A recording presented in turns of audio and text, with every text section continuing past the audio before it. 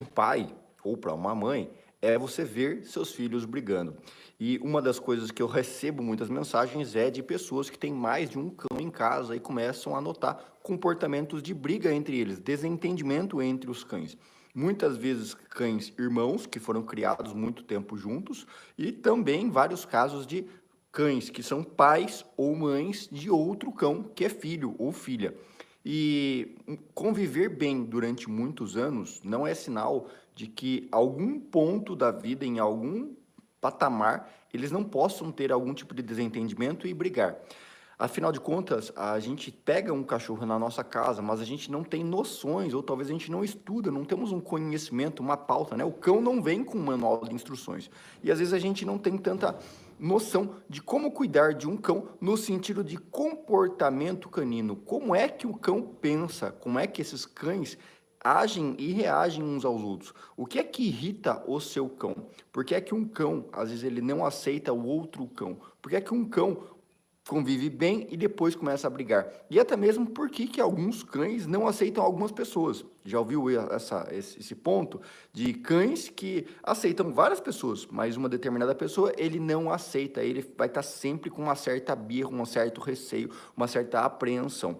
Vou explicar para vocês um pouquinho dos segredos do comportamento canino que faz com que os cães comecem a brigar. E com esse passo a passo que eu vou te dar aqui nessa live, você vai conseguir mudar muito desses quadros de briga e amenizar muito esse comportamento. Inclusive, vou citar um pouquinho aqui sobre a questão de um mito que muitas pessoas falam, ou muitas pessoas acreditam, que é castrar o cão para que ele não brigue. Muitas pessoas buscam um médico veterinário querendo castrar os seus animais com o intuito de reduzir as brigas. E isso é um grande mito, já vou te adiantar por aqui, mas vou te explicar todos os passos aqui dentro dessa live, beleza? Preciso muito da ajuda de vocês, dando seu joinha, seu like, é muito bem-vindo aqui para mim, é através dele que o YouTube entende que esse vídeo é legal, que meu trabalho é relevante, eu posso levar isso aqui para mais pessoas, tá? Se você puder me ajudar ainda mais compartilhando, agradeço, tá bom? Sempre que você chegar aqui embaixo, coloque embaixo sua cidade, de que cidade você me assiste, qual é o horário que você assiste. Eu faço essas lives todos os dias, por volta desse horário da manhã, 7 horas, 7 e meia, tá bom? Então, se você quer assistir ao vivo, assiste com a gente aqui, ativa o sininho, se inscreve, tá? E lá no WhatsApp, a gente tem também um canal no WhatsApp, a gente tem um grupo de WhatsApp. Para você entrar lá e ser avisado, né? Às vezes o YouTube não te avisa, entra no nosso site, dicadoveterinário.com, dicadoveterinário.com, tem um botãozinho lá, cadastre-se grátis. Se cadastrou, você vai poder entrar no nosso grupo de WhatsApp. Inclusive, lá também no site você pode mandar dúvidas, tem um botãozinho enviar dúvida grátis, que é através dele que eu tiro os temas das perguntas aqui, tá? Inclusive, essa pergunta aqui foi mandada por uma de vocês, a Tereza que me mandou essa dúvida aqui, beleza? Obrigado, Vera, obrigado, Giovanni, Elizabeth, Matheus, Matias, Marcinha, obrigado pela participação de todos vocês, tá? Sejam bem-vindos. Vamos lá. Primeira coisa que a gente precisa entender é que na linguagem dos cães, eles não têm mãos, né? As patas deles são apenas para locomoção. Então, quando a gente fala de briga de cão, a gente está falando de mordida. Eles vão brigar pela boca, eles vão brigar com a boca. É pela boca que eles vão dar os sons, né, os sinais que eles estão rosnando, que eu não estou satisfeito, que eu estou bravo, eu estou receoso. Ele vai latir, ameaçar. É pela boca. Quando ele vai efetuar uma ameaça, ele vai mostrar os dentes e partir para cima, dando mordidas. O local predileto de mordidas, ou o lugar natural de se dar mordidas, é com o intuito de imobilizar a sua presa, imobilizar a vítima. Como que ele imobiliza? Mordendo o pescoço. Então ele morde o pescoço, dá umas chacoalhadas com o intuito de mostrar quem manda aqui sou eu e tentando imobilizar o oponente, tá? Além do que, aqui no nosso pescoço a gente tem a nossa veia jugular, que é uma das veias principais do nosso corpo, e caso ele rompa essa veia, caso ele perfure essa veia, muito provavelmente esse animal ou essa presa vai vir a morrer. Então, muita cautela com briga de cães, porque o primeiro lugar que eles vão tentar pegar vai ser o pescoço, e se eles pegarem no lugar correto, onde os animais utilizam para pegar a sua presa, esse animal pode ter um ferimento sério, grave. Não é incomum eu atender casos aqui de pessoas me buscarem pedindo ajuda e relatarem casos de animais que mataram outro por conta de brigas inconsistências.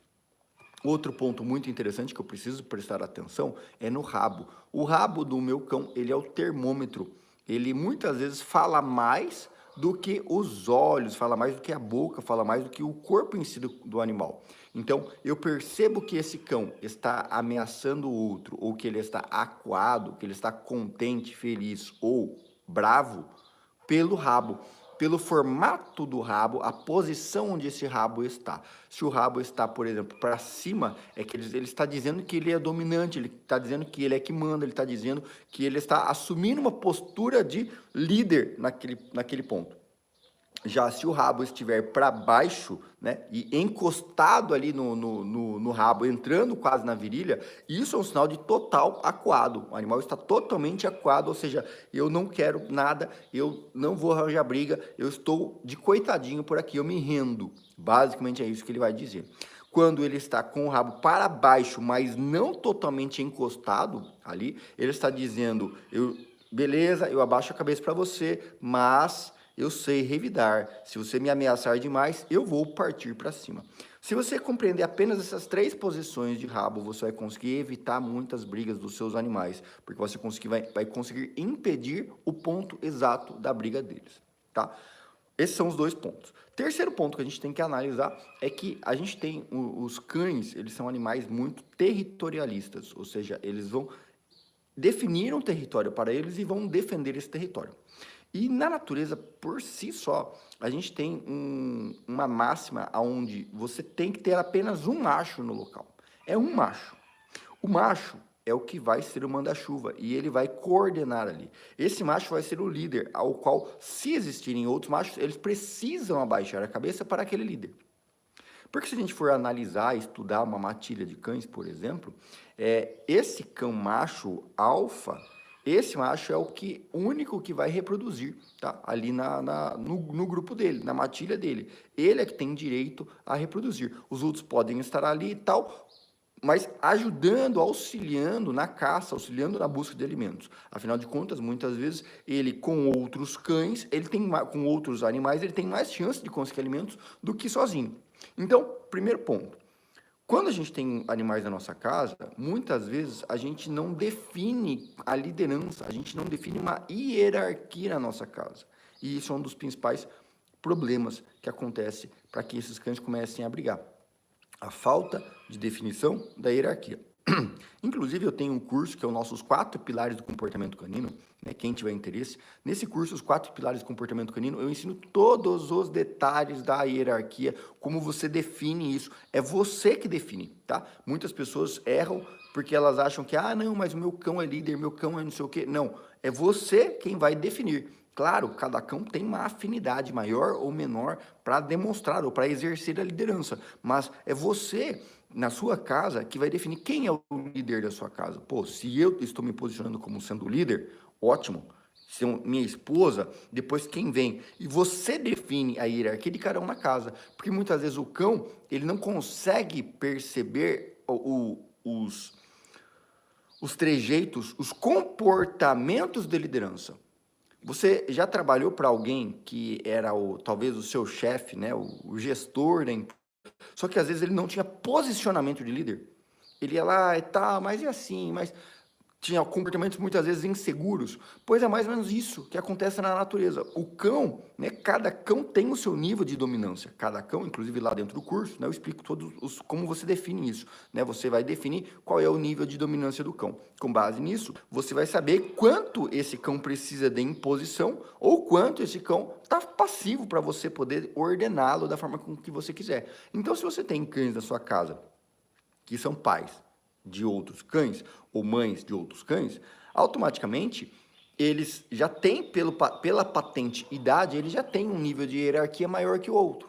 Só que esse outro, se perceber que ele é mais fraco, que ele é mais inseguro, ele vai tentar, talvez, se o filho tiver um nível de dominância maior, à medida que ele começa a bater um nível hormonal adequado, ele vai começar a tentar buscar essa patente e o reconhecimento do mais velho para que aceite que ele é o mais forte, que ele é o dominante. Só que o velho é mais turrão, né? Sempre o idoso vai ser o mais turrão. O mais velho vai ser mais turrão. Não, mas eu sou mais forte, mas eu sou dominante, mas eu sou mais velho, eu que mando na parada. E eles só vão abaixar a cabeça muitas vezes, ou se você intervir e você falar, opa, peraí, baixa a sua bola, que agora quem manda é esse aqui é filho, mas ele é que manda mais do que você. ou através do fight, da briga intensa, onde o velho realmente vai ter que tomar uma porrada muito grande para que ele aceite e abaixe a cabeça e fale, pô, realmente ele é mais forte. Só que mesmo assim, alguns, mesmo depois de uma grande surra, ainda vai persistir a querer buscar essa dominância e tentar disputar a dominância pelo regional, pela dominância, pelo local, pelo ambiente. Então, isso é natural, tá? Isso é natural. Não tem que você tem que compreender esse comportamento para que você possa mediar e conduzir da forma correta. Porque isso é natural dos cães. Vão brigar, seja mãe e filha, seja filha e mãe, seja pai e filho, pai e filha, vai brigar pela dominância. Quando a gente fala de um macho apenas no ambiente e outras fêmeas, é mais difícil disso acontecer. Quando a gente fala de irmãos, por exemplo, irmãos machos, isso é mais evidente de acontecer porque eles têm a mesma idade, nasceram juntos. Então aí que eles vão tentar disputar mesmo. Só que os cães, filhotes, para quem teve ninhada em casa, inclusive vocês estão gostando da live até aqui, deixa eu ver, dita aí 2222 para mim. Tem alguém que é aluno nosso aqui por aqui, não? Tem alguém que é aluno dos nossos conteúdos aqui? Alguém é aluno do nosso curso? Manual da Posse Responsável, nosso curso de cão, nossos cursos 4 pilares do comportamento canino ou não? O que eu quero que vocês, passar esse conhecimento para vocês é que os cães que são irmãos, quando eles estão na ninhada pequenininho, eles fazem o seguinte, eles vão disputar através de briguinhas entre eles. Entre as briguinhas entre eles, eles vão definir a liderança. Então, quando você olha uma ninhada de vários cãezinhos filhotinhos, pequenininhos lá ali na ninhada, você percebe que eles começam a fazer pequenas briguinhas. E às vezes a gente tenta intervir, nossa, mas aquele ali é muito forte, mas aquele ali briga com outro, aquele lá e tal. E muitas vezes quem vai comprar um filhote, ou quem vai buscar um filhote, comprar um filhote, uma ninhada, por exemplo, muitas vezes ele simplesmente ele escolhe aquele que está ganhando, ele escolhe aquele que é mais forte. E aí o que acontece? Se você não tiver um pulso firme na sua casa, você não se conhecer, você não conhecer quem é você, qual é o seu nível de dominância, você muitas vezes vai lidar de forma errada com o seu cão. Você acaba levando em consideração apenas o cão, vou pegar o mais forte, vou pegar o mais esperto porque ele é mais saudável. E na verdade, muitas vezes não. Muitas vezes aquele que é o mais saudável, ele talvez não seja o cão adequado para você. Ou talvez você escolha aquele cão que é o mais quietinho, que apanha mais. Muitas vezes as pessoas escolhem o filhotinho pelo fato de falar assim, vou comprar aquele filhotinho que é o mais que está apanhado, que está apanhando, que é o mais coitadinho. E aí, às vezes, aquele é o animal mais recessivo. Então, dependendo de qual é o nível de dominância desses irmãos que você adquiriu, que você tem na sua casa, eles vão ter mais briga ou menos briga. Se eles já brigaram quando filhotes na ninhada, a tendência é que ele já aceite e fala, não, beleza, então tá bom. Ele que é o mais dominante, vou abaixar a cabeça e vou deixar que ele domine. E ele não vai tentar disputar o território com o outro animal. Agora, se você pegou justamente dois irmãos que eram os mais dominantes, você tende a ter mais problemas. Então, você tendo esse conhecimento, você consegue intervir na forma de comportamento com o seu cão. Vou te dar algumas das dicas que você precisa seguir na sua casa para você conseguir corrigir as brigas. Primeiro, definir a hierarquia na sua casa. Quem é que vai ser o manda-chuva? Uma das questões que você precisa entender é que uma das principais pontos de dominância no reino animal está na alimentação. Ou seja, o maior líder é aquele que provê o alimento. Aquele que provê o alimento vai ser sempre aquele que vai ter mais nível de dominância, aquele que vai ter mais acesso à dominância. Então, muitas vezes os cães, eles vão brigar por ciúmes de você, porque talvez é você quem coloca o alimento lá. Agora, algumas pessoas deixam o alimento disponível ao cão, e isso faz com que esse cão não reconheça essa dominância de quem coloca o alimento para o cão. Se o animal ele recebe alimento sem estar com fome, muitas vezes esse cão ele não vai ter o reconhecimento da liderança pela patente, vamos dizer, por aquela pessoa que está colocando alimento para o animal. Então, o fato de eu entender isso e eu colocar alimento na ordem correta, primeiro quem come é o mais forte, é o líder. Eu estou reconhecendo a hierarquia de cada um deles. Primeiro ponto. Segundo ponto, eu conhecendo o nível de dominância entre cada um deles, para que eu possa fazer essa condução da forma correta. Não somente a alimentação, mas quanto a questão de carinho. Vou dar carinho, vou dar atenção quando eu saio de casa, quando eu vou dar banho. Os cuidados devem sempre seguir esta ordem de hierarquia do cão. Se eu não respeitar esta ordem de hierarquia do meu cão, da minha casa, eu corro o risco de piorar as brigas. Quando eu estou em um ambiente que eles já conhecem, eles mesmos vão demarcar esse território e definir, ó, esse aqui é meu cantinho, aquele ali é o seu cantinho. Ameniza essa briga. Só que se eu tento intervir para colocar um no ambiente do outro, eu aumento os conflitos entre eles. Outro ponto muito interessante é que quanto mais tempo recluso esses cães têm, ou seja, um cão que não tem nenhum tipo de comando, cães que não têm ordens em casa, não têm comandos, eles não têm uma linha de o que fazer, por que fazer, como fazer, eles não seguem ordens. Esses cães tendem a ficar com a mente ociosa e por isso ele tende a tá mais passivo de brigar. Quando eu consigo prover um ambiente maior, eles têm mais território para dividir entre eles. Quando eu consigo passear com esses cães ou gastar energia, fazer atividades cognitivas, ele tende a gastar mais energia, por isso eles tendem a ter menos conflitos. A castração, em alguns casos, né, apesar de não ser a indicação, a castração para que serve? A castração serve para você evitar a reprodução. Se você não quer que seu cão reproduza, castre. Ponto. Não quer que o cão reproduza, castre. Para isso que serve a castração, para evitar a reprodução.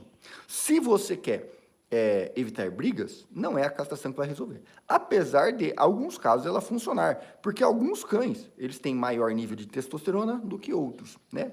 Progesterona, estrógeno, todos os animais, eles vão disputar os ambientes com base no nível de hormônio que eles têm. Então, quanto maior o nível hormonal, a tendência é que eles fiquem mais alvoroçados para disputar território, para disputar fêmea, né? E muitas vezes esses cães começam a entrar em conflitos, principalmente macho, começa a entrar em conflitos quando na vizinhança existe alguma fêmea. E aí é onde bate os picos dos hormônios e eles vão começar a arranjar chifre na cabeça do cavalo. Porque o pico hormonal excede tanto esse cão que ele começa a arranjar conflitos com algo que antes ele não tinha. Cães filhotes que começam a ficar adultos, eles começam a brigar, às vezes, com o pai ou com outros irmãos, por conta do nível hormonal alto e ele começa a criar e gerar essa disputa. Então, realmente, em alguns casos, pode ser que a castração resolva, mas não é esta a indicação. Isso que eu quero deixar muito claro para vocês. Muitas vezes, você passear mais com o seu cão, você adestrar o seu cão com comandos básicos, isso já pode canalizar o conhecimento, o exercício mental desse cão para isso. Cães que ficam muito tempo ociosos, não têm gasto energético e têm excesso de alimentação, cães que comem todos os dias e têm várias refeições por dia, por exemplo, são animais que têm excesso de energia, ou seja, pico de toxinas no corpo, né? Tudo que você come em excesso, você acumula toxina, né? Então você fica cheio de toxinas no seu corpo, sobrecarregando todo o rim, fígado. Você está ali cheio de energia ociosa, tendendo a ficar mais estressado, tendendo a ter mais liberação de cortisol, tendendo a ter mais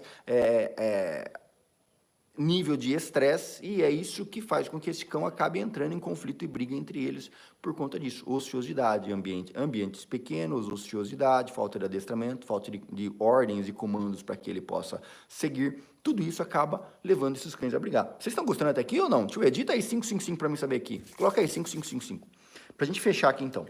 Eu, entendendo esses pontos, eu posso começar a alimentar meu cão com menores quantidades, alimentar menos vezes por dia, estimular com mais atividade física, estimular esse cão com comandos de atividade cognitiva, tá? Definir a hierarquia desses animais na ordem que eu quero, definir a hierarquia no meu cão na ordem que eu quero que seja a liderança executada, tá? Inclusive, quando cães começam a brigar com crianças, eles muitas vezes brigam com crianças porque ele não enxerga a criança como sendo mais dominante do que ele. E aí eu tenho que impor essa dominância a eles, tá bom? Para não me alongar mais, tá bom? Quem quiser mais, ó, gente, lá no nosso curso, os 4 pilares do comportamento canino, tem todo o passo a passo detalhado para vocês. Aliás, né, a gente tem planilhas e dúvidas para os alunos. Todo mundo que é aluno nosso tem acesso ao nosso a nossa planilha de tirar dúvidas. É uma forma mais fácil de você poder ter acesso a mim, mandar suas dúvidas, mandar suas perguntas para que eu possa fazer novas aulas, novas lives para você, tá? Inclusive os alunos do nosso clube Dica do Veterinário, quem é aluno do clube, tem acesso ao curso Os 4 Pilares do Comportamento Canino.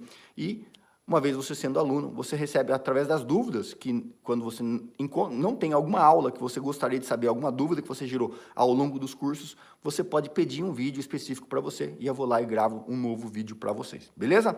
Quem gostou da live, digita 10, 10, 10. Quem puder compartilhar esse nosso conteúdo, agradeço demais, demais, demais, tá bom? Live todos os dias aqui para vocês. Quem quiser conhecer mais do nosso trabalho, dicadoveterinário.com, lá tem os nossos cursos, o nosso curso de adestramento, o nosso e-book de adestramento para você poder seguir e conseguir diminuir muito esse nível de brigas entre cães na casa de vocês, está tudo passo a passo.